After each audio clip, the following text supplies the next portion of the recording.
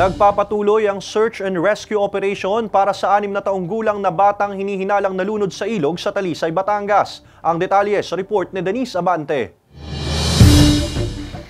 Sanib puwersa ang mga kawani ng Coast Guard Substation, MDRRMO, BFP at ilang residente ng Talisay, Batangas sa paghahanap sa 6 na taong gulang na batang lalaki matapos umanong maanod ng tubig sa ilog sa Barangay Kiling sa bayan ng Talisay pasado alas 2 ng hapon kahapon. Ayon sa Coast Guard Batangas, magkakasamang nagtungo sa Barangay Kiling ang magpipinsang edad 10, 9 at ang 6 na taong gulang na pawang mga taga-barangay Aya, karatig na barangay ng Kiling. Maglalaro lang daw sana sa nasabing barangay ang magpipinsan.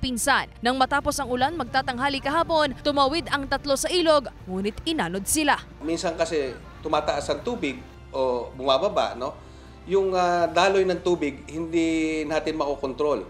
Especially kung ang tubig ay bumababa, no, sa lake. Kasi ang pinakatumbok nito yung Lake Taal.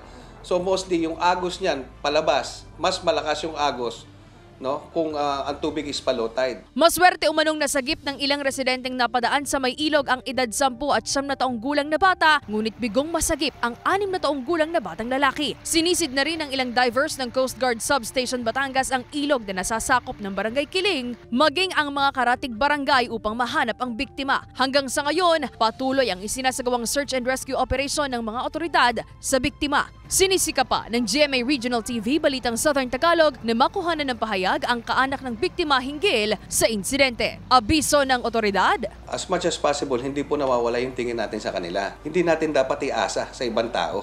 Tayo mismo dapat sa mga ganyang edad, no, especially 6, 7, 9 years old, tayo dapat mismo nakakakita sa kanila na hindi dapat mawalay sa paningin natin. kasama si J.R. Manjares, Denise Abante, Balitang Southern Tagalog.